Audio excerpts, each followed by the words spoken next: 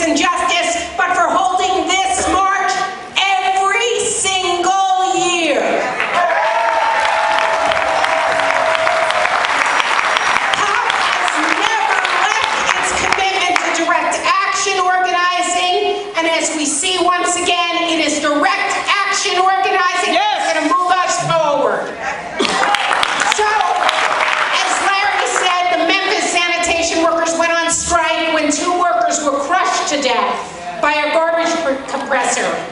And the city of Memphis wouldn't recognize their union, and it took a strike, a boycott of city businesses, the support of the community and religious leaders, a massive march and rally, a struggle between nonviolence and violence, and finally, the sacrifice of Dr. King's life before the city negotiated a contract with the union.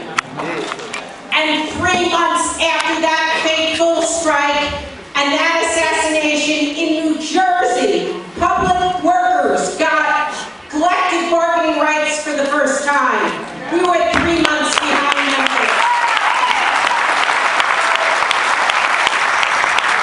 And in the several years after that strike, thousands, hundreds of thousands of public workers organized and got unions and struck and caused wages to rise. And those public worker unions in those public sector jobs, that became the opening door. That became the gateway to the middle class for women and for minorities. In the very same way that in the 30s, those hundreds of thousands of workers who organized, that became the open door to the middle class for industrial workers. So now there is an attack on workers, just as there was an attack on auto workers and steel workers and telephone workers. Now the attack is on public workers. This is not the beginning of the attack. This is the end of the attack. That's right.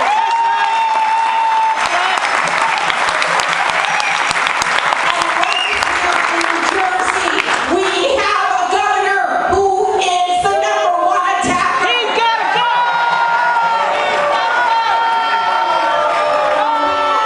We have our own Scott Walker here in New Jersey. That's right. West Christie. And we say no.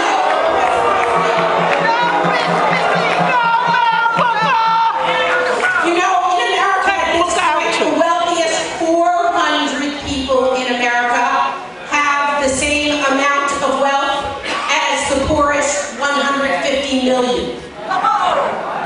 That's right. Hear that? I just- The